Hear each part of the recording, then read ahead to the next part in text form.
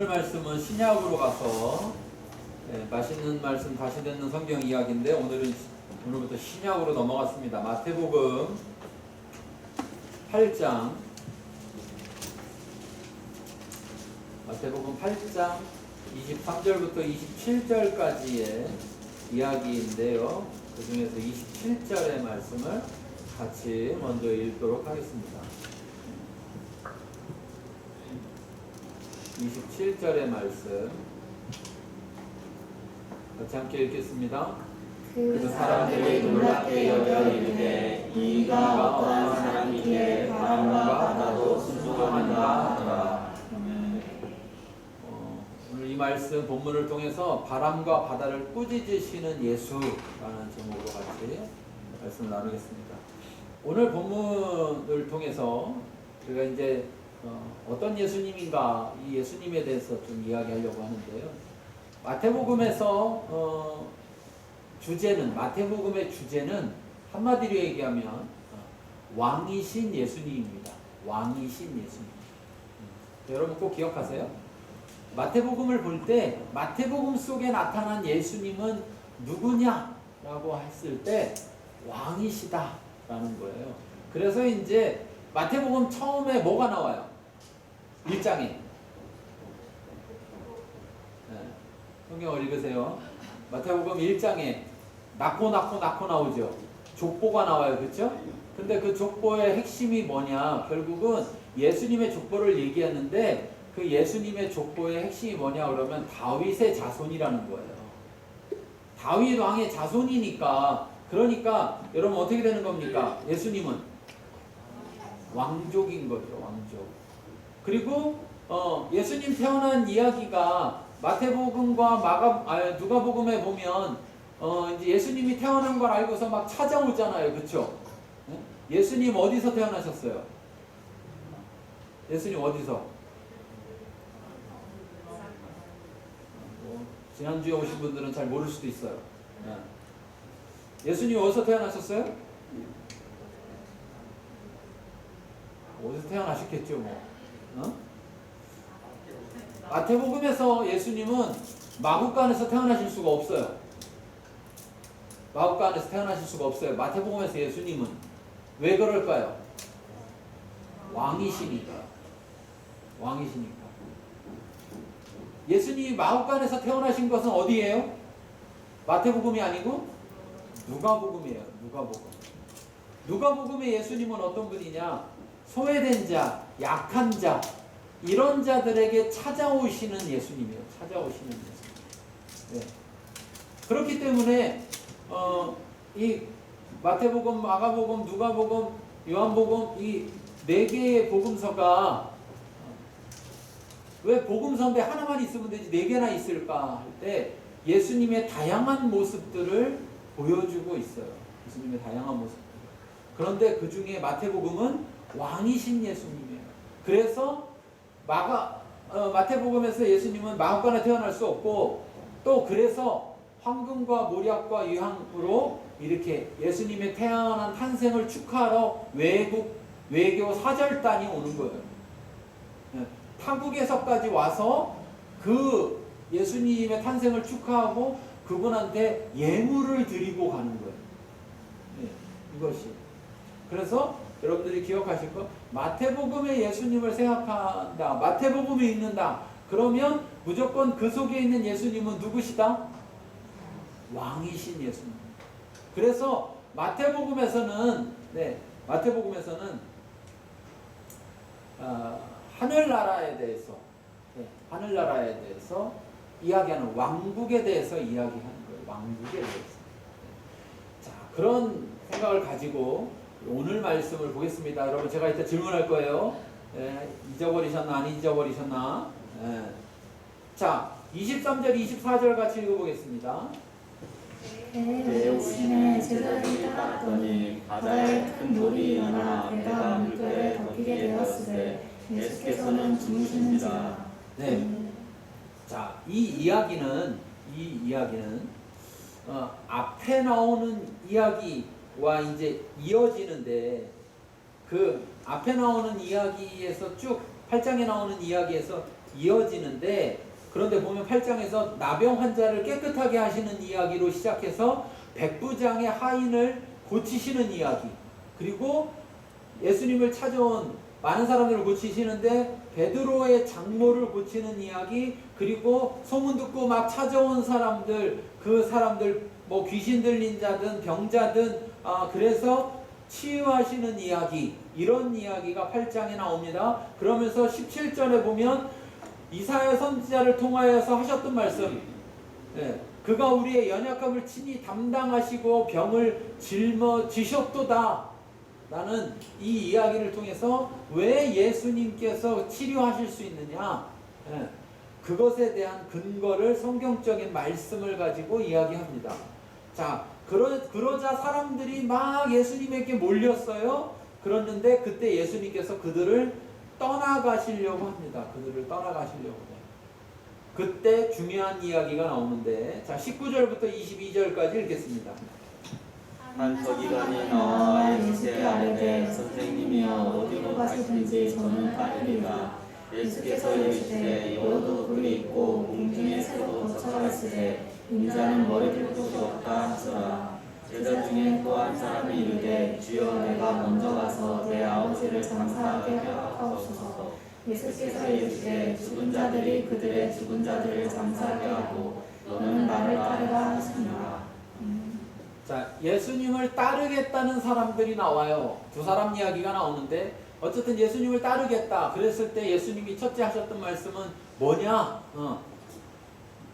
나를 따라가면 편안한 삶이 준비되어 있는 게 아니다.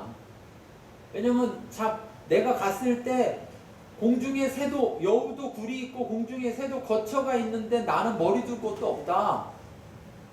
내가 나를 보고서 뭔가 예수님 따라가면 내 삶이 윤택해지고 내가 평안해지고 뭐 이런 삶이 되지 않을까? 저렇게 권능 있는 분이니까 저분 따라가면 뭔가 좀 나아지지 않을까? 네 삶이 그렇게 나아질 거라고 생각한다면 포기해라. 네가 나를 따라간다고 네 삶이 나아지지 않는다. 이런 이야기를 하시는 거죠. 그러면서 또 한 사람은 뭐라 그래요? 제가 아버지를 장사하게 허락하옵소서. 이 말 속에 이제 우리나라 말 뉘앙스로는 정확하지 않은데 이 말의 뉘앙스 속에서 이 사람의 아버지가 돌아가셨느냐 안 돌아가셨어요 아직.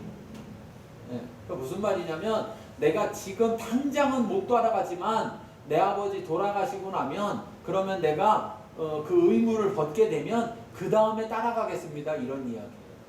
그런데 거기다 대고 예수님이 하신 말씀은 뭐예요? 죽은 자들을 죽은 자들이 장사하게 하라, 이렇게. 이것도 얘기하면 한참인데 그냥 복잡하게 얘기할 필요 없어. 딱 끊어서 뭐냐면, 야, 나중에 나 따라온다는 거 필요 없어. 따라오려면 지금 따라와라, 이거. 지금 따라와. 여러분, 자 보세요. 왕이 왕명을 내려요. 자, 전쟁합니다. 자, 몇 살부터 몇 살까지 나오세요. 이렇게 얘기하면 어떻게 해야 됩니까? 우리 아버지가 아직 안 돌아가셨는데 돌아가시면 나가겠습니다, 이렇게 말해요. 그렇게 얘기하면 돼요, 안 돼요? 소용없어요. 그렇게 얘기해도 소용없어요. 예수님을 따른다는 것은 예수님이 예수님이 왕이라는 것을 인정하고 알고 따르는 거예요. 그럼 거기에 어떠한 것도 그 왕의 명령에 대해서 어떠한 것도 말에 대해서 토시를 달 수가 없는 거예요. 어떤 핑계를 댈 수가 없는 거예요. 왕이라는 것은 그런 권위를 가지고 있는 거죠. 자, 그런 이야기에 이어진 겁니다. 그런 이야기에 지금. 그래서 그들을 떠나려고 배에 오르셨어요. 그랬더니 제자들이 따랐습니다. 왜 그거 있잖아요. 왕이 촥 가면 뒤에 어떻게 해요? 신하들이 촥 따라하는 것처럼. 예수님이 탁 배에 오르니까 제자들이 촥 이렇게 올랐어요. 자, 앞에 이야기에서 고민하는 사람, 따르겠다고 말은 하지만 고민하고 있는 그 사람들, 올바른 목적이 아닌 잘못된 목적을 가지고 따르려고 하는 사람들, 그 사람들에 비해서 이 제자들은 이미 이미 어떻게 한 거예요? 즉시 따른 사람들이고, 예, 이것저것들을 다 자기 것을 버리고 따른 사람들이에요. 자, 그래서 그들을 제자라고 말하고 있어요. 이 제자라는 말과 따르다라는 말과 같은 동의어적인 느낌이에요. 자, 그러니까 제자 그러면 그냥 한마디로 얘기하면 뭐냐? 따르는 사람이라는 거. 따르는 사람. 따르는. 자, 그런데 어떤 일이 벌어졌냐? 바다에 큰 돌이 일어났어요. 이 바다는 사실 바다는 아니에요. 갈릴리 호수죠. 갈릴리 호수인데 하도 커가지고 바다라고 이야기하는 거예요. 호수의 북쪽에서 남쪽까지의 길이가 약 20km 정도 돼요. 약 20km. 그럼 20km면 얼마나 먼지 아세요? 네, 그냥 무지하게 멀어요. 아마 여기서 가오동까지가 20km가 안 될 거예요. 20km가 안 될 거예요. 아마 유성 저 끝에서 저쪽 산내 끝 정도 가면 그 정도가 20km 되려나? 그러니까 북쪽에서 남쪽까지가 20km. 가버나움에서 거라사 그 강야까지 가는 그곳까지가 20km. 좌우로. 북쪽 남쪽이 아니라 동서로 좌우로는 11km 정도 돼요. 그러니까 끝이 보여요, 안 보여요? 끝이 안 보일 정도로 그렇게 먼 거죠. 그러니까 마치 바다에 가면 이렇게 물만 보이듯이 그렇게 그 정도로 큰 거예요. 그래서 바다라고 부르는 거예요. 사실은 호수예요, 호수. 네, 호수. 자, 그런데 이 바다에 밤이면 특히 이 양옆에 산 이쪽에 산이 있는데 산에서부터 이 호수로 내려오는 바람이 강하게 불어가지고 풍랑이 많이 친다고 그래요. 안 가봐서 몰라요. 친다고 해요. 자, 그래서 여기 가는데 큰 돌이 일어나서 배가 물결에 덮이게 될 정도였어요. 그런데 이때 예수님은 뭐하고 계세요? 주무시고 계세요. 왜 주무셨을까요? 제가 8장 처음부터 무슨 일이 있었는지 얘기했어요. 고치고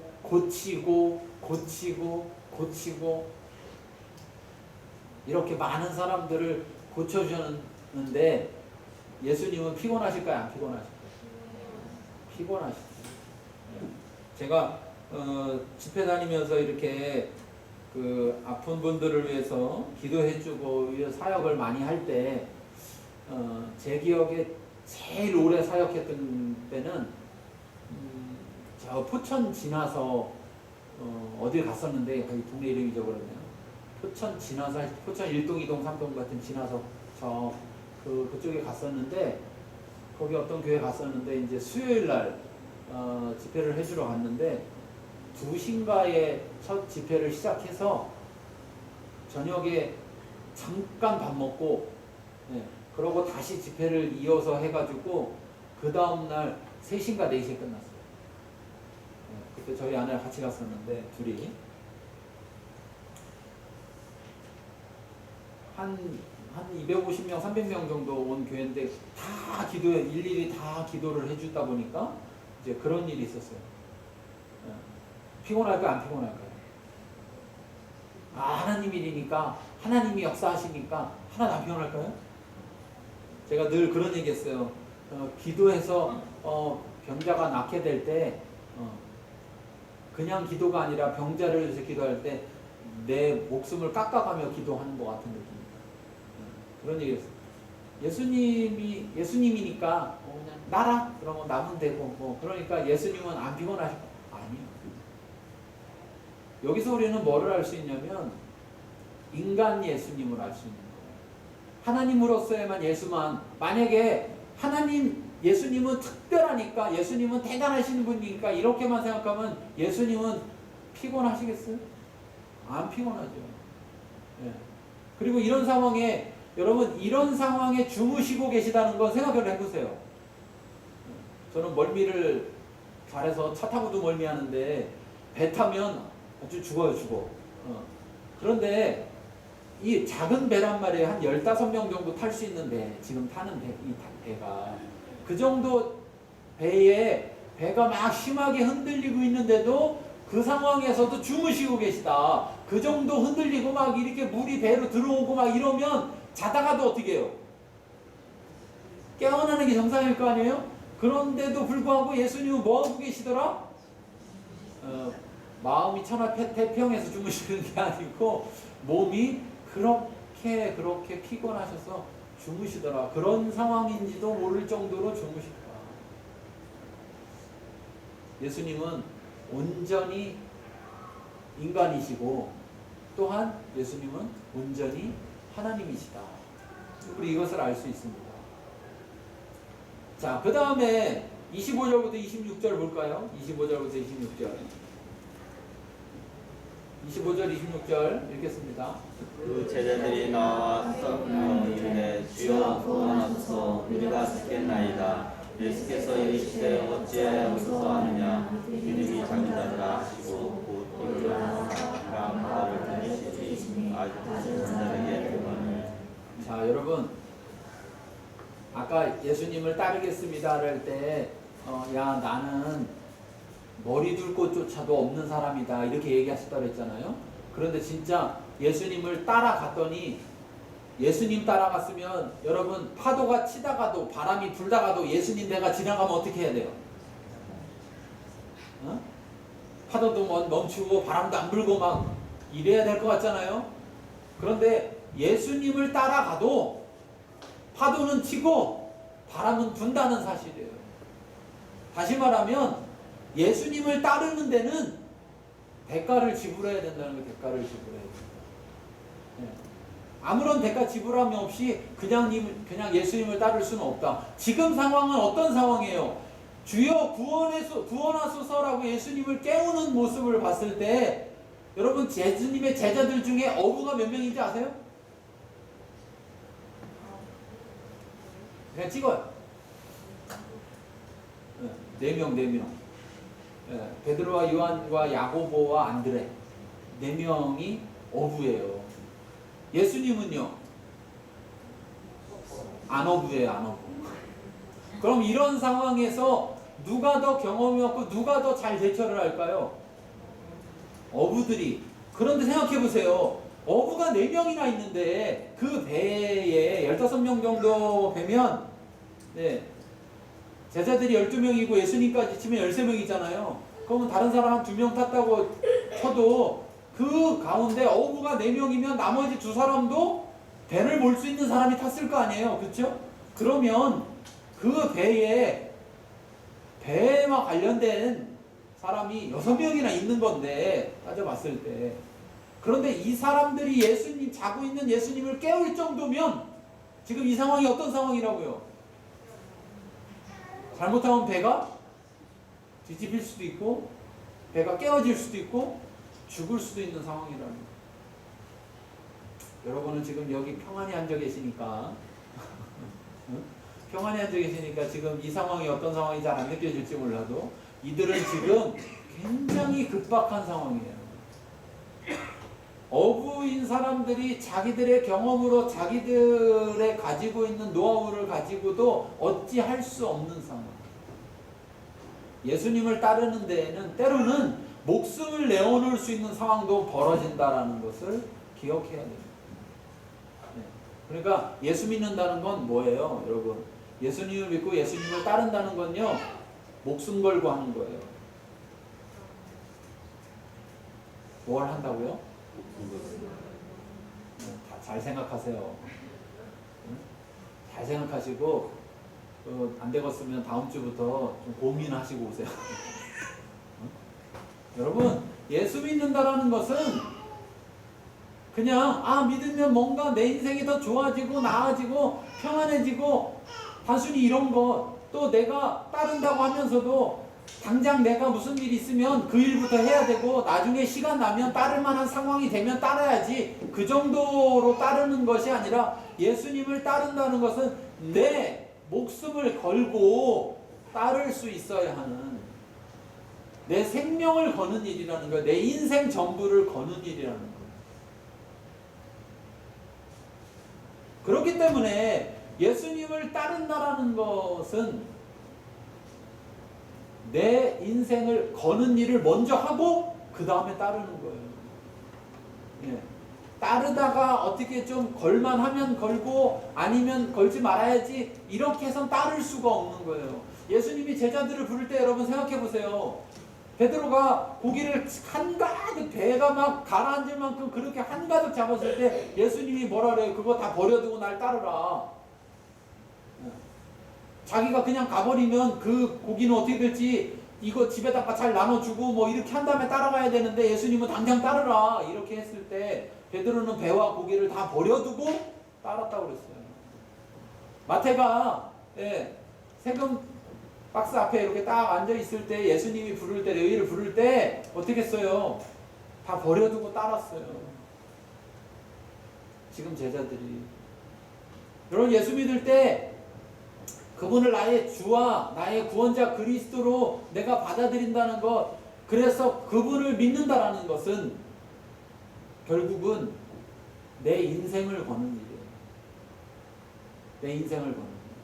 앞으로 내 인생은 이전의 인생과 다른 인생이 된다라는 걸 의미하는 거예요. 그래서 나는 그런 인생으로 바뀐 인생으로 살겠다라는 선택이 바로 예수님을 영접하는 거예요. 그냥 쉽게 입으로만 하면 될 수 있는 게 아니라는 거예요.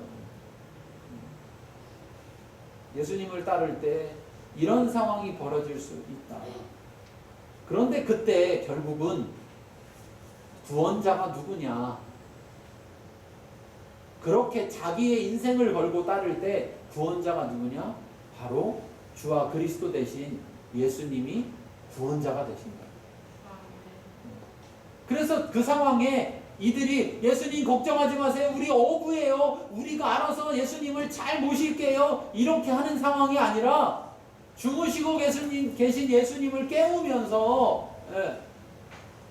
여러분 어떻게 깨웠을까요? 주님 일어나시지요. 이렇게 깨웠을까요? 가서 막 흔들어서 얼렁얼렁 예수님 빨리 일어나도록 깨우지 않았겠어요? 그러면서 주여 주여 주여. 이 주라는 말이 로마 시대에서는 황제에게 쓰던 말이에요. 그러니까 주라는 말이 결국은 그분이 왕이라는 얘기고 그분이 우리의 주관자라는 것을 고백하는 거예요. 사실. 그러니까 제자들이 따랐다는 것은 그분을 내 주로 따른다는 거죠. 내 주로. 나의 주로. 그래서 그 주에게 구원해달라고 하는 거예요. 구원해달라고. 그러면서 왜 구원해줘야 되느냐? 우리가 죽겠나이다. 이러다가는 우리 죽을 수도 있습니다. 우리가 여기 지금 왜 이런 상황에 놓였어요? 예수님이 지금 가자고 안 했으면, 예수님이 좀 더 기다렸다 배를 탔으면, 또는 다음날 배를 탔으면, 그쵸? 이런 일이 안 벌어질 건데 누가 가자고 그랬어요? 예수님이 왜 하필 이때? 근데 언제 갈지 누가 결정해요? 예수님이 결정해야 되는 거예요. 왜요? 예수님이 주시니까. 예수님이 주시니까. 따르는 사람들은 결정하는 자가 아니고 따르는 사람들은 주께서 결정하신 것을 따르는 자들입니다. 그러니 여러분, 주님 따라가는 게 힘들어. 인생을 안 걸면 힘들어지고 인생을 건 사람은 따르는 게 쉽죠? 어렵지 않아요. 왜? 인생을 거는 것과 비교하면. 그렇지 않습니까? 인생을 거는 것과 비교하면 어렵지 않아요. 그래서 인생을 걸고 신앙이 시작돼야 됩니다. 그런데 많은 사람들이 처음에 인생을 걸지 않고, 다시 말해서 예수님을 주와 그리스도로 온전히 영접해서 옛날의 삶은 내가 주인이었고 내가 구원자였는데 이제는 내가 주인이고 내가 구원자가 아니라 예수님이 나의 주고 나의 구원자라는 그 삶으로 내 인생을 완전히 뒤집어 엎겠다라는 결정을 하지 않고 교회를 다니는 경우가 많아요. 그런데 문제는 그렇게 교회를 1년, 2년, 3년, 4년, 5년, 10년 이렇게 막 다니는데도 불구하고 그 사이에 하나님을 경험하기도 하고 기도의 산을 응답하셔서 경험하기도 하고 말씀을 듣기도 하고 그러는데도 계속해서 결단하지 않고 자기 인생을 걸지 않고 신앙생활하는 사람들이 많아요. 그럼 어떤 일이 벌어지느냐? 부르기는 주라고 부르지만 자기가 주인이고, 예. 주께서 말씀하시면 따라야 하는데 따르지를 못해요. 따르지를 못해요. 그런데 여기서 중요한 사실은 자기들이 주라고 여기는 그분이 어떤 분이냐, 도대체 내가 주로 따를 만한 분이냐, 나의 구원자가 될 만한 분이냐를 알아야 된다는 사실이에요. 그런데 여러분 생각해 보세요. 지금 앞에 8장까지 쭉 나온 이야기 속에 예수님께서 어마어마한 일들, 그동안 볼 수 없었던 그런 일들을 일으키셨어요. 그걸 제자들이 봤죠. 옆에서 따라다니면서. 그렇죠? 그랬으면 우리가 흔히 얘기하는 믿음이 있어야 됩니까? 없어야 됩니까? 그 정도 믿음이 있어야 돼요? 없어야 돼요? 있어야 되죠. 있어야 되죠. 그런데 여기 구원해달라고 하는 예수님께 구원해달라고 하는 그 제자들에게 예수님이 뭐라고 말씀하셨습니까? 뭐라고 말씀하셨어요? 아니, 왜 이러세요? 성경에 첨부하거나 빼지 마세요. 뭐라고 말씀하셨어요? 어찌하여 무서워하느냐? 왜 너희가 믿음이 작은 자인지를 알 수 있냐면 너희가 믿음이 작기 때문에 뭐 하는 거다? 무서워하는 거다. 너희의 믿음이 온전하다면, 너희의 믿음이 크다면 너희가 무서워하겠느냐, 무서워하지 않겠느냐? 둘 중에 하나만 해야 되는 거예요. 그러니까 뭐냐? 기도해요. 주님 앞에 막 기도해요. 살려주세요. 해결해주세요. 막 기도해요. 그리고 기도 끝나고 집에 가서 계속 근심해요. 걱정해요. 이거 해결 안 되면 어떡하지? 기도를 하든지 근심을 하든지 둘 중에 하나만 하라고요. 둘 중에 하나만. 자, 그렇게 근심하면서 기도하는 것, 이게 믿음의 기도일까요? 하나님은 어떤 기도에 응답하세요? 믿음의 기도에 응답하시는 거예요. 무슨 우리가 큰 업적을 쌓고 기도해서 응답하시는 게 아니라 하나님을 믿고 기도할 때 그분이 누구다, 그분이 주고 그분이 구원자라는 것을 믿고, 그래서 그분께 구원해달라고 기도할 때 응답하시는 건데 믿지 않으면서 기도하는 거예요. 지금 제자들이 말은 주여 구원하소서, 이야 믿음이 되게 좋은 것처럼 보이잖아요. 써 있잖아요 여기에. 그런데 예수님은 그들의 중심을 딱 보셨다는 거죠.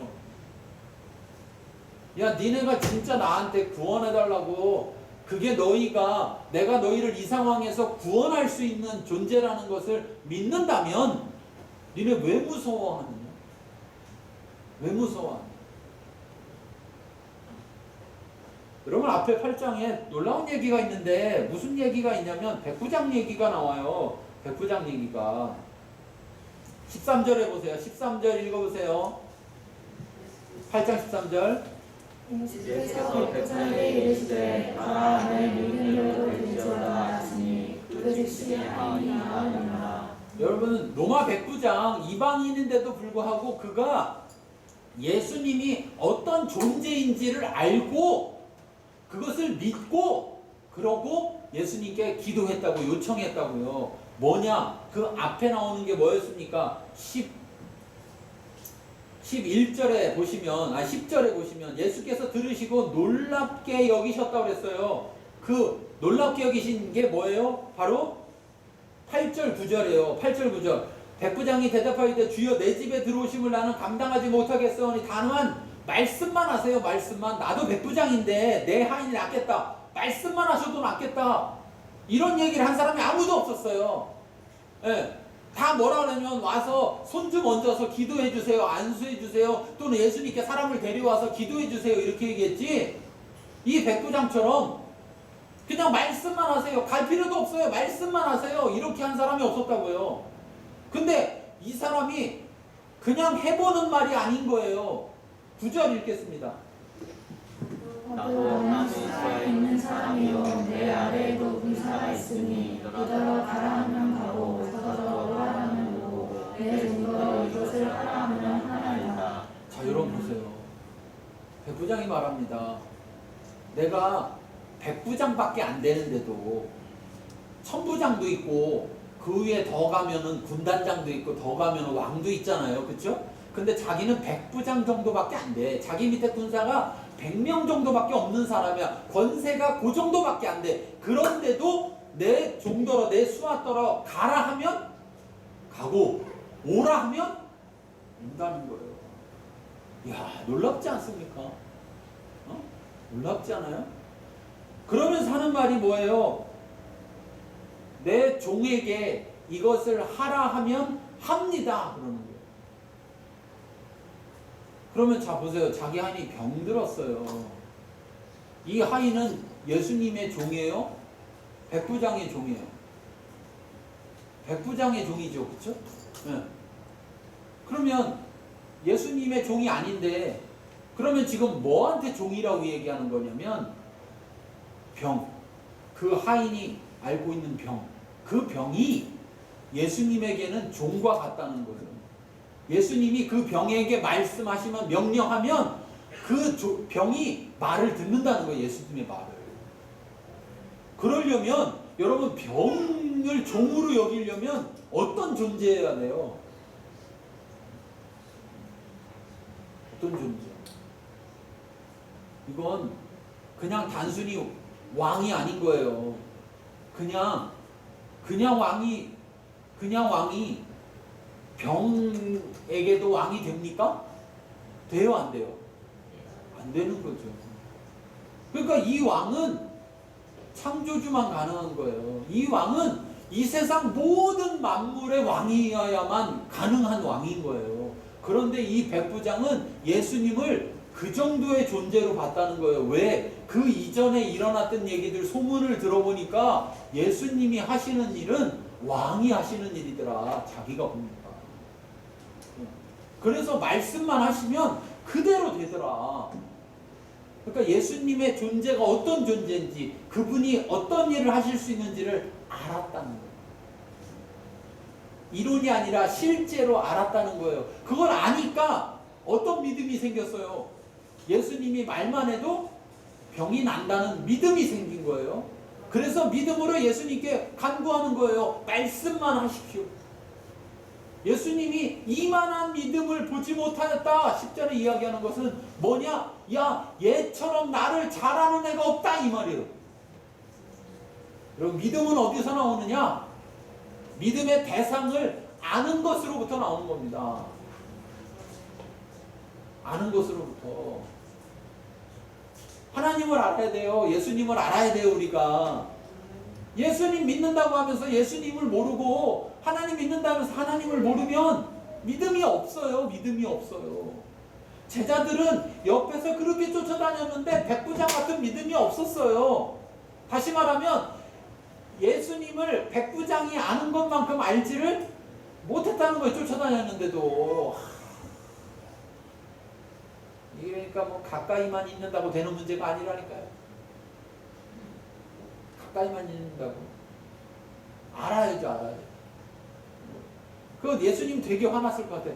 저도 저랑 관계를 잘 안 하는 사람, 어쩌다 보는 이런 사람들이 저에 대해서 오해를 하면, 나 잘 모르니까 오해하지, 이렇게 생각하고 마는데, 가까운 사람, 나랑 가깝게 지내던 사람이 저를 오해하면 화가 더 난다고. 여러분은 안 그러시죠? 인격이 좋으셔서. 왜 화가 더 날까요? 오해했다는 것 때문에 화가 나는 게 아니에요. 뭐 때문에? 저 사람이 나를 가까이 했으면서도 나를 모르는구나. 나를 알지 못하는구나. 내가 나를 많이 보여줬는데도 그런데도 나를 모르는구나. 모르니까 오해를 저렇게 하는구나. 아니 먼 사람은 날 모르는 게 당연한데 왜 가까이 있었는데도 모르지? 뭔가 답답해. 예수님 지금 얼마나 답답할까? 네. 무지하게 답답할 거예요. 예수님. 그러니까 화가 나셔서 말씀하시잖아요. 뭐라고 말해요? 이 믿음이 적은 자들아. 믿음이 작은 자들아. 이 공식 용어예요. 예수님이 제자들에게 사용하는 공식 용어. 자, 여기 보면 몇 장이야? 6장 30절에도 이미 6장 30절에도 나왔었어요. 내일 아궁이에 던져지는 들풀도 하나님이 이렇게 입히시거든 하물며 너희일까 보냐 믿음이 작은 자들아. 14장 31절에도 나옵니다. 즉시 손을 내밀어 그를 붙잡으시며 이르시되 믿음이 작은 자여. 베드로 물에 빠져갔을 때 걸어오다가 빠졌을 때 얘기하는 거죠. 또 16장 8절에 예수께서 이르시되 아시고 이르시되 믿음이 작은 자들아 어찌 떡이 없으므로 서로 위론하느냐. 오병이어 사건, 그 사건 얘기하는 거겠죠. 네. 우리가 예수님의 능력을 이렇게 봤으면 와, 예수님이 저런 것도 하고 저런 것도 하고 저런 것도 하실 수 있네? 그러면 이런 것도 하실 수 있지 않겠나? 이렇게 생각하는 것은 그냥 그것만 할 수 있다고 생각하는 게 아니라 그걸 할 수 있는 그런 존재라는 걸 인식하는 거예요. 아는 거예요. 네. 근데 어떤 사람들은 그것도 했네? 그것도 했네? 요거만 생각해요. 어떤 존재냐라는 것을 생각하지 않고, 그러면 하지 않았던 일이 터지면 그때는 어떤 생각을 하냐면 이거 할 수 있나? 할 수 있을까? 이렇게 생각한다고. 이렇게 생각한다니까.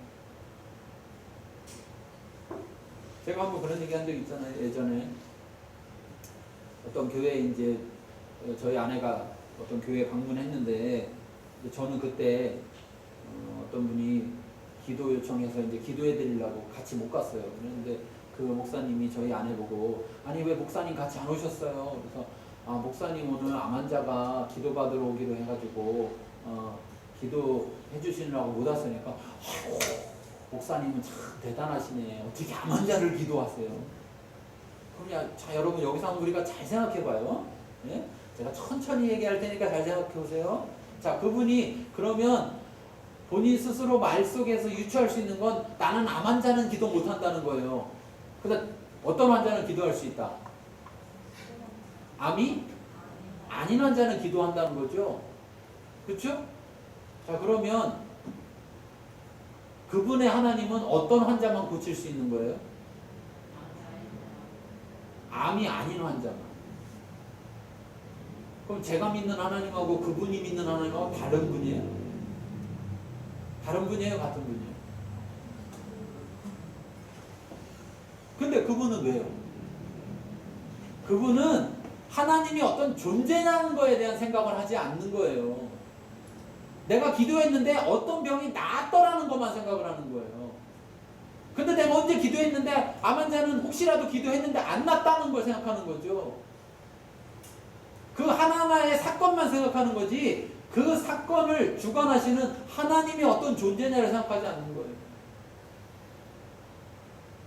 하나님이 암이 아닌 병도 고치시고 암도 고치신다라는 사실 속에서 우리는 뭐를 할 수 있느냐. 암이 아니라 어떤 병을 고치셨을 때 우리는 뭘 할 수 있느냐. 하나님은 병을 고칠 수 있는 분이다. 하나님은 치료자시다라는 그 존재를 알아야 된다는 거예요. 그 존재를. 그러면 치료자에게는 어떤 병이냐라는 그 병의 종류는 의미가 없는 거예요. 의미가 없어요. 믿든지 말든지. 여러분이 믿든지 말든지 치료자인 하나님에게는 병이 어떤 종류냐라는 건 의미가 없다고요. 왜? 그분은 치료자이기 때문에. 이분이 왕이라면 왕인데 어떤 왕이냐? 그냥 인간의 어떤 왕이 아니라 이 온 우주의 왕이라면 이 온 우주에 존재하는 모든 피조물은 그 왕에게 복종해야 되는 거예요. 그 왕의 말에 따를 수밖에 없는 거예요. 백부장은 그것을 알았어요. 예수님 어떤 존재냐라는 걸 알았어요. 그런데 지금 제자들은 예수님이 어떤 존재냐라는 걸 모르고 있어요. 뭐만 알고 있어요? 이거 하셨다, 저거 하셨다만 알고 있어요. 그러다 보니 아는 게 요만큼밖에 없으니까 믿음이 얼만큼이에요? 믿음이 요만큼밖에 없는 거예요. 그렇게 볼 때 믿음이 많아지려면, 믿음이 커지려면 어떻게 해야 돼요? 수많은 걸 겪어야 되는데 다 다른 종류를 다 겪어야 되는데 여러분 세상의 일이 몇 가지입니까? 100가지에 200가지예요. 끝도 없죠. 예? 근데 끝도 없는 일 속에 요만큼 경험한다고 그래서 그게 1000가지라고 하더라도 실제 10,000가지의 일이 있다면 1000가지는 많은 거예요, 적은 거예요?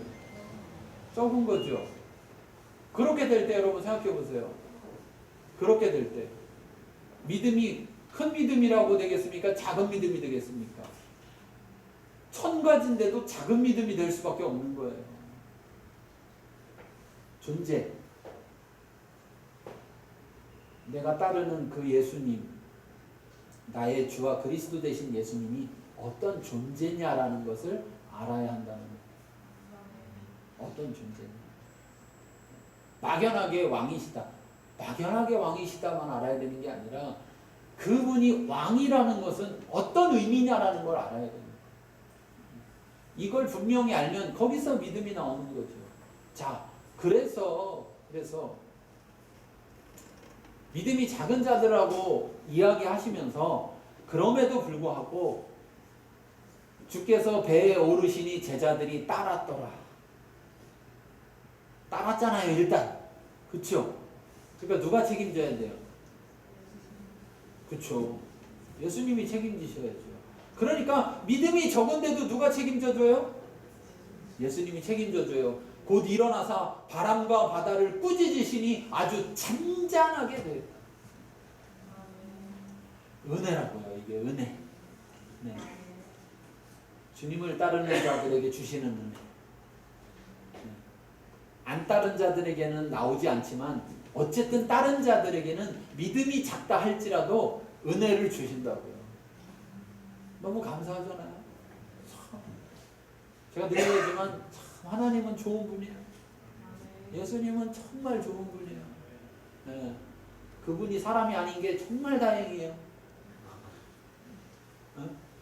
네? 사람 같으면요, 여기 저 같은 경우에서 맘상에서 그 다음 거 곧 안 해요. 이놈들 당해봐라. 어? 정말 막 다 죽을 상황이 될 때 그때에서 야 바람아 잠잠해 이렇게 하지. 당할 만큼 당해보고 좀 정신 좀 차려라 이 믿음이 작은 것들아 이렇게 할 것 같아요. 저 같은 경우. 하나님은 제가 안에서 얼마나 감사해요. 예수님은 얼마나 그러니까 곧 일어나서 바람과 바다를 꾸짖으셨어요. 자, 여기서 오늘 이 이야기의 하이라이트가 나옵니다. 하이라이트. 자, 27절 읽겠습니다. 그 사람들이 놀랍게 여겨 이르되 이가 어떤 사람이기에 바람과 바다도 순종하는가 하더라. 여러분, 누구예요? 그 사람들 도대체? 그 배에 누가 있어요? 누가? 아니, 좀 전까지 제자라고 계속 제자 그랬는데 여기 강등당했어.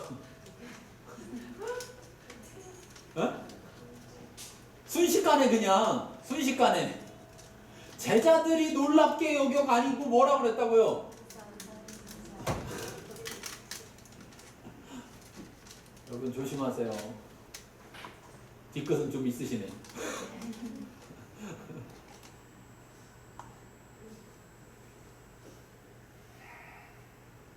자기가 따르는 주인이 누군지를 모르면 진정한 제자일 수가 없는 거예요. 제자라는 게 여러분 단순히 따르니까 제자가 아니라 따르는 대상, 그 대상이 누군지 알아야 진짜 제자인 거예요. 그리고 그 대상을 믿어야 진짜 제자인 거예요. 그리스도인, 교회 다니니까 교인, 그러다 교회 다니니까 그냥 얘기하는 거라면 의미가 없는 거예요. 우리도 어느 순간 그 사람들이 될 수 있는 거예요. 주님이 보실 때는 그냥 그 사람들, 그냥 많은 사람들 중에 그 사람들 그냥 나를 따라오겠다고 말했지만 실제로는 내가 무슨 말 한마디만 해도 안 따라오는 그 사람들이나 따라왔어 봐야 내가 누군지도 모르면서 쫓아다니는 저들이나 그냥 그 사람들이 될 수 있는 거예요.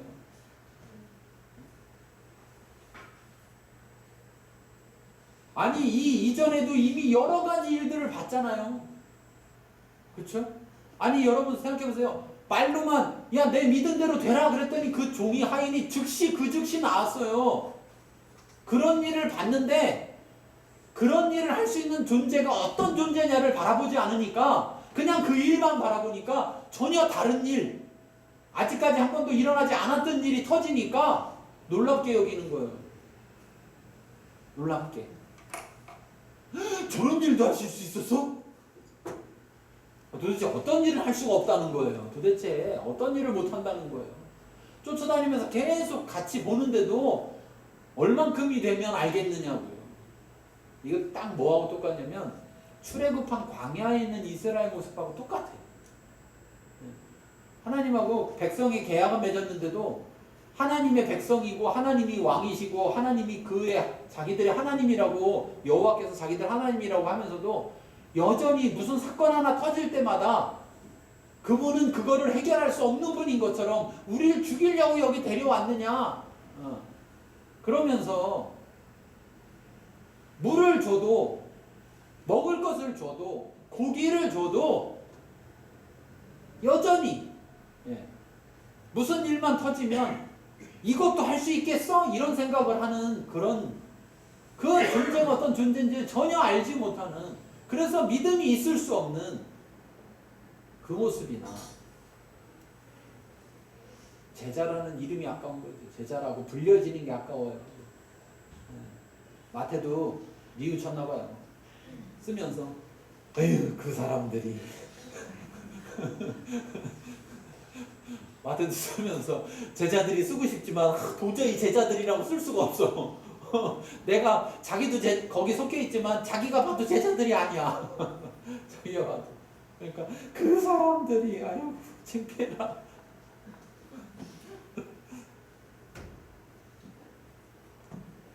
창피한 존재가 되지 맙시다. 하나님이 어떤 존재인지를 알고 믿읍시다. 예수님이 어떤 존재인지를 알고 믿어요.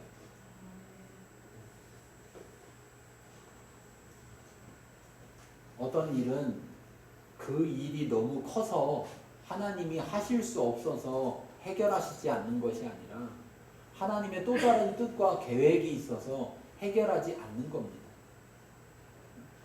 예수님께서 그냥 가실 때 배에 오르시자마자부터 야 저 도착할 때까지 잠잠하고 불지 말고 가만히 있어 이렇게 하고 가면 그냥 얼마든지 그냥 가실 수도 있는데, 예수님께서 그냥 바람이 휘몰아치고 파도가 치게 내버려 두셨기 때문에 이런 일이 벌어진 거예요.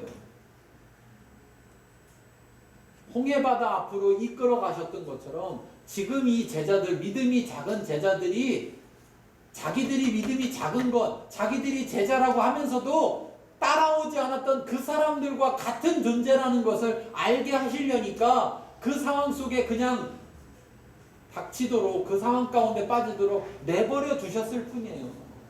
그리고 감사한 건 거기서 그 상황에 빠져서 그 상황에서 망해버리게 두시는 게 아니라 은혜로 그 사람들을 구원하신다는 거죠. 그리고 그 사람들에게 가르쳐 주신다는 거죠. 너희가 뭐를 모르고 너희에게 뭐가 문제인지를. 여러분, 우리 삶에 예수님을 따르고 있지만 우리 삶에 각자에게 각자의 바람과 파도가 일어납니다. 그렇죠? 그 상황에서 내가 주여 구원하소서 하는지 봐야 됩니다. 그런데 내가 주여 구원하소서 할 때 내가 크게 두려워하며 주여 구원하소서 하는지, 그 상황임에도 불구하고 여기서 구원하실 그분을 알기에, 그분을 믿기에 두려워하지 않고 그 주님께 주여 구원하소서 하는지 우리 자신을 봐야 합니다. 지금 예수님은 우리에게 그 모습을 보라고 얘기하시는 거예요. 제자들 얘기만 하는 게 아니라 지금 우리에게 말씀하고 계신 거예요. 넌 제자냐 그 사람이냐 이거예요. 여러분, 우리 스스로 생각해 봐야 돼요. 나는 제자인가 그 사람인가? 나는 그리스도인인가 그 사람인가? 그냥 그 사람이라고 불릴 존재인가? 나는 제자인가? 나는 진정 그분이 어떤 분인지를 알고 따르고 있는가? 내 주인이 누군지를 알고 따르고 있는가? 이건 놀랍게 여길 일이 아니라, 다시 말하면 이걸 놀랍게 여겼다는 것은 예수님을 깨워서 구원해달라고 하지만 그분이 이렇게 하실 수 있는 존재라는 걸 알아서 깨운 게 아니라 뭐예요? 그냥 깨운 거예요. 그냥 자기들이 해볼 거 다 해보고 도저히 할 게 없으니까 예수님은 혹시라도 하면서 깨운 거죠. 깨웠다고 믿음 있는 게 아니라는 사실을 기억하세요. 부르짖었다고 기도했다고 믿음 있는 것이 아니라는 사실을 여러분 기억하세요. 그렇지 않고도 얼마든지 부르짖고 기도할 수 있다는 거예요. 그런데 나 스스로 착각에 빠지지 말아야 됩니다. 예수님은 분명히 우리의 중심을 보시고 계시고 하나님은 우리의 믿음을 통해서 역사하신다는 거예요. 그래서 우리가 그렇지 못함을 아시니까 오히려 우리의 믿음 없음을 깨닫게 하시려고 상황이 벌어졌음에도 불구하고 그 상황을 미리 해결하시지 않고 그냥 그 파도와 그 바람 가운데 들어가도록 내버려 두셨고, 그러나 그분이 목적하시는 건 그 바람과 파도 속에서 죽는 것이 목적하시는 것이 아니라 그걸 통해서, 그 상황을 통해서 그가 깨닫고 깨우치고 돌이키는 것이 하나님의, 예수님의 목적이었기 때문에 예수님은 그들의 믿음이 작음에도 불구하고 은혜로 그들을 구원하셨고 그들에게 깨닫도록 가르쳐 주십니다. 여러분은 지금 어떤 파도와 어떤 바람 가운데 있습니까? 바람과 파도를 바라보지 마시고 이 바람과 파도를 바라보는 내 모습을, 내 자신을 바라보시기 바랍니다. 내가 두려워하고 있는가? 내가 주여라고 부르며 구원해달라고 그렇게 말하는 그 대상이신 예수님, 그 하나님이 어떤 분인지 알고 있는가? 내가 그분을 내가 알고 내가 믿고 있는가? 그것을 여러분 바라보실 수 있기 바랍니다. 여러분이 처한 그 바람과 그 파도의 상황 가운데 내가 예수님을 따르고 삶에도 불구하고 그 상황 가운데 들어갔다면 그 상황엔 나 혼자 들어간 것이 아니라 예수님도 그 상황에 함께 들어갔다는 사실을 기억하십시오. 내 안에 오신 성령께서 나와 함께 그 바람과 파도 가운데 함께 들어가 계시다는 것을 여러분 기억하셔야 됩니다. 나 혼자 이겨내라고 네가 뚫고 나오면 내가 받아줄게 이게 아니라 내가 너에게 알게 할 것이다. 내가 너를 구원할 것이다. 내 구원은 은혜로 말미암은 것이다. 라는 것을 알게 하신다는 것을 우리가 꼭 기억해야 할 것입니다. 그래서 만일 내 모습을 바라봤더니 이 제자들처럼 그 사람이라고 불려질 그러한 모습이 있다면 여러분 우리가 돌이켜야 됩니다. 주님을 더 알기를 힘써야 됩니다. 나의 주님이 어떤 주님인지, 어떤 사건을 바라보는 것이 아니라 그 사건 속에 역사하시는 주님을 바라볼 수 있도록 우리의 시선을 돌려야 할 것입니다. 네. 그래서 그 사람이 아니라 제자가 되어야 할 것입니다. 자, 말씀 같이 읽겠습니다. 우리의 구원자 예수님이 왕이신 줄 알고 믿어야 한다. 단순히 그냥 믿는 것이 아니라 알아야 한다는 겁니다. 우리의 주이신 그분이 어떤 존재신지, 예, 그분에게 우리의 시선을 돌려야 할 것입니다. 우리 눈앞에 있는 상황에 시선을 돌려야 되는 게 아니라 그 상황 속에 함께 계시고 그 상황을 다스리실 수 있는 그 주님이 어떤 분인지를, 그분에게 우리의 시선을 돌려야 할 것입니다. 그때 그 아는 것으로부터 우리는 믿음이 나올 것이고 그 믿음으로 주께 구원하소서, 주여 구원하소서, 두려워 떨며 근심하며 염려하며 주여 구원하소서가 아니라 감사하며, 왜? 주께서 이것을 해결하시고 주께서 역사하실 그런 분이라는 것을 알기에 그분께 감사하며 주여 구원하소서 할 수 있는 저와 여러분 되기를 바랍니다. 이 말씀을 생각하면서 이 시간 하나님 앞에 정직하게 내 모습을 보면서 하나님 앞에 결심하고 결단하고 나아갈 수 있길 바랍니다. 기도하겠습니다.